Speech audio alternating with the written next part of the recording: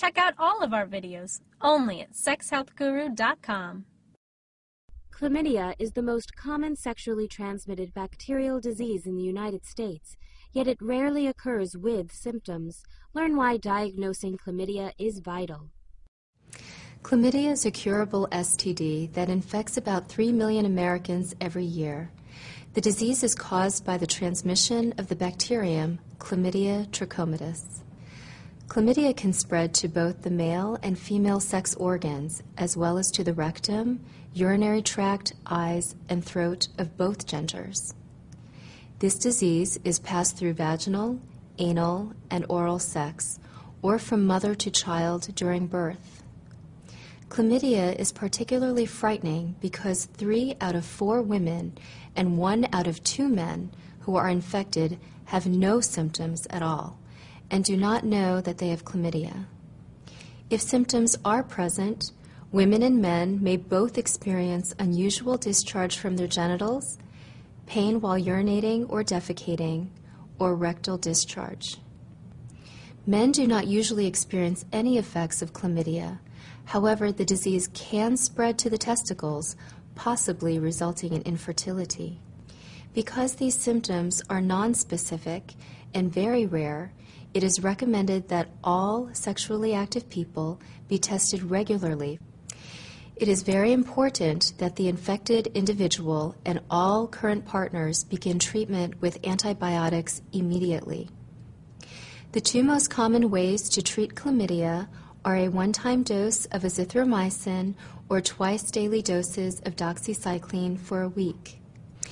In women, infection can progress to pelvic inflammatory disease, or PID. This condition can cause permanent damage to the fallopian tubes and lead to infertility. PID also increases the chance that a woman will develop an ectopic pregnancy. An infected woman can also pass the bacterium onto her baby. This can lead to potentially fatal chlamydial pneumonia or to potentially blinding neonatal conjunctivitis. Women who have chlamydia are also 5 times more likely to contract HIV. Take preventative action against the disease. Do so by getting tested regularly for chlamydia and using male latex condoms.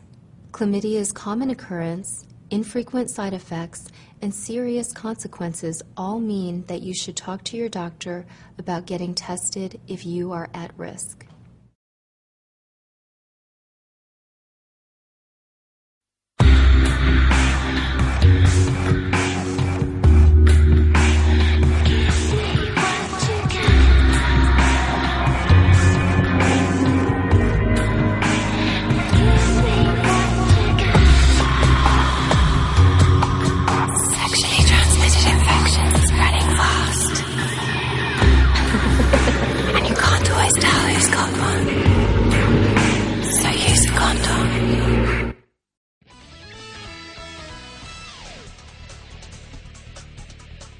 Hey, my name is Anita. And my name is Nick. And we're 2 teen editors from Sex Etc., the award-winning magazine and website written by teens for teens from Answer, right here at Rutgers University.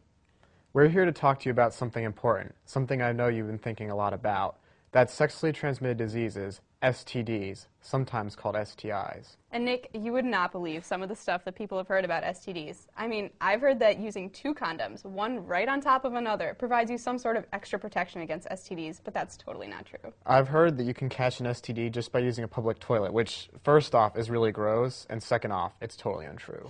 So what are some of the other myths out there? We've sent some Sex Etc. teens out on the street to talk to some teens about what they've heard. Let's take a listen.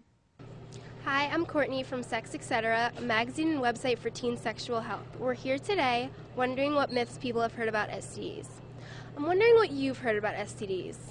One myth I've heard is that HIV is transferable through cups, sharing cups and glasses. I heard that if the guy doesn't have sores, you can't catch herpes. Well, I heard that you can't get STDs from oral sex. Is that true? Wow, that's an important one. Lots of people think you can't get an STD by having oral sex, but actually you can. Right. It is true that the chance of getting or giving someone else an STD while having oral sex is less than if you're having vaginal or anal sex, but it's still risky, especially if you're with someone you don't know very well. You could get herpes, hepatitis B, syphilis, or gonorrhea, to name a few. That's why using latex barriers like condoms or dental dams is so important. And that's what those flavored condoms are for anyway, right? Right. And please don't say that you can tell who has an STD just by looking at them. I mean, the most common symptom of an STD is no symptom at all. Exactly. So glad we cleared that one up.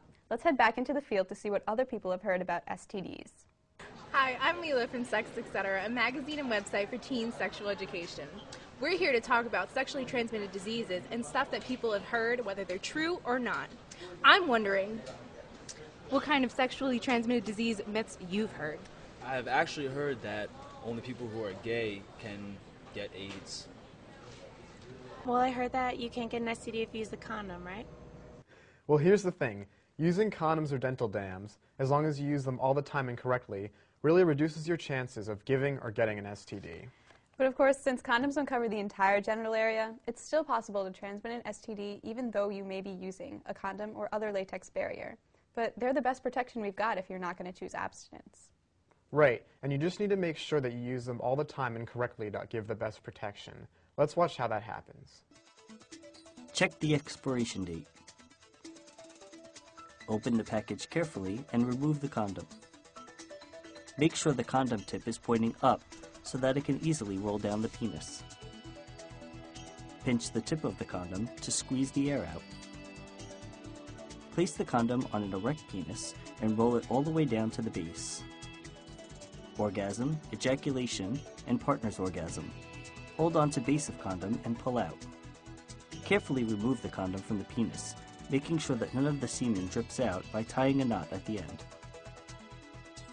Throw it away. Never reuse a condom. Okay, glad we got that covered. Let's head back into the field. So what have you heard about STDs? Well, when you have an STD and you get it treated, that means you can't get that STD again, right? And what about you? I've heard you can't get an STD if you're on the pill. That's what my friend told me.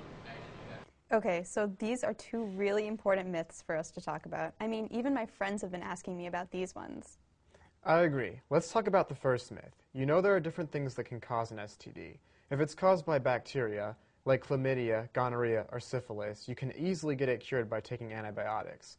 But that does not mean that you can't get it again. Anytime you have sex with someone who has an STD, you run the risk of getting that STD from that person. Right, Nick. And there are some STDs that are caused by viruses, like HIV and herpes, that stay in your body for life and have to be managed for life. Even though you can't undo the contraction of those viruses, you still need to use protection to prevent getting different strains of the same virus that could cause further health problems. Now let's look at the myth about being on the pill. The pill, just like the patch, the ring, or the shot, are all very effective forms of birth control that help prevent pregnancy. None of them, however, provide any protection against STDs. Right. The only 100% effective way of avoiding STDs is to not have vaginal, oral, or anal sex. But if someone chooses to have any of these types of sex anyway, using latex or polyurethane condoms or dental dams is the only way to prevent the risk of getting an STD. Right. So let's check in with our team one last time to see if there are any other good myths for us to talk about. Hi, I'm Laura from Sex Etc., a website and magazine for teens to receive sex education. We're here today to find out some of the sex myths that teens have been hearing about STDs. A myth I've heard about STDs is that you know when you have an STD when the symptoms are obvious. I heard that they test girls by giving them pap smears and guys by like shoving stuff up their things. Is that true? This sounds like a good time to talk about testing. Yeah, that's right, testing. You know, I can't tell you how many teens say, I'm not going to get tested because I'm afraid it will hurt, or if I have an STD, I don't want to know about it. But it's not really a big deal to get tested. Depending on the symptoms, a healthcare provider might start with a physical exam of the genitals, take a urine sample, test fluid from the vagina, anus, or throat, or take some blood. Right. And you can't just assume that your doctor or clinician is just going to automatically test you for everything. You can ask what STDs they're actually testing you for. And please, just get tested. I know it's hard and scary to think about having an STD, but most of them can be cured, and those that can't be cured can at least be treated. Having sex is a big deal, and we want to be responsible about it. Having sex without knowing your STD status, especially with someone you don't know, is just purely irresponsible. Well, Anita, we're just about out of time. All this talk about STDs is making me hungry. Let's head to lunch. Well, before we sign off, let's make sure our viewers know that they can get honest, accurate sexual health information about STDs and a whole bunch of other topics by going to our website, sexetc.org. Good idea. Be sure to visit us at sexetc.org to help us expose the myths about STDs. Thanks for joining us, and stay safe.